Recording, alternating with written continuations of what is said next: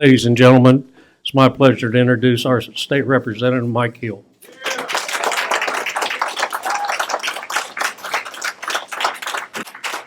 Thank you, Bob, and thank you all for coming out tonight. And I'm going to be brief. Now for my next political joke. I've known James for several years now. And if you're going to elect someone to office, you want to make sure that they have some characteristics in place before they get into office. It's too late once they get there. So you want to know about this person that you're going to be possibly voting for. And the years that I've known James, I can tell you unequivocally, this is a man you want to vote for. And I'll tell you why. Some of the characteristics that I've observed in James, because we've been together for a number of years, and now that his wife is working with me in my office as our legislative aide, I see James quite a bit. And so I get to know even more about him. But here's just a couple of things that I have observed about James. First of all, he is capable. James can do this job as the county commissioner. He proved that when he was on the water board, the zoning board, and with his business. He's a capable business owner. That's someone who you want, who has that ability to start a business and be successful at it. That's not easy to do.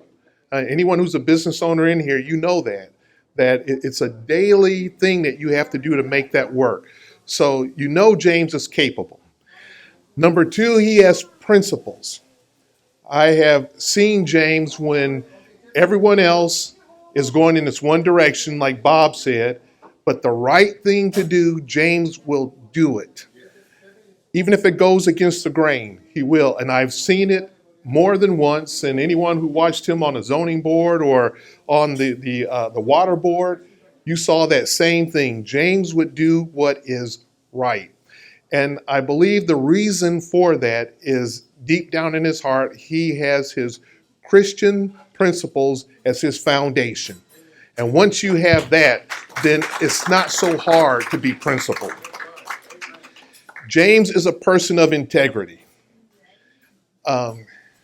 He's only lied to me a couple of times. No. James will tell you the truth. James does not lie. He is a man of integrity. He is faithful to his wife and to his family. I have seen him when he and I worked together. He helped me put out some yard signs too.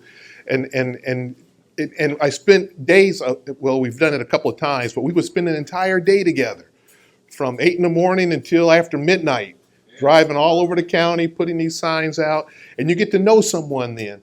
James is a person of integrity. He's hard working. This is someone you want as a county commissioner. You don't want someone who's going to be lazy, who's going there just to collect a paycheck. James is not doing this because he needs a job.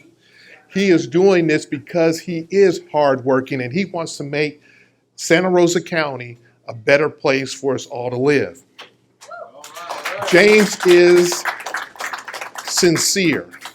When James tells you something, you know he means it.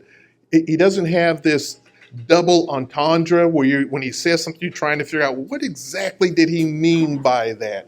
You know what James means when he says it because he is so sincere. And then I'll finish with this. James is a man of courage.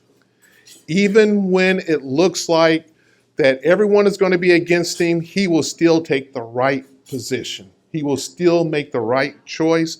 He will do the courageous thing. And that is what we want in a county commissioner. Someone who is capable, has principles, integrity, hardworking, sincere, and courageous. And I find all those qualities in James Calkins.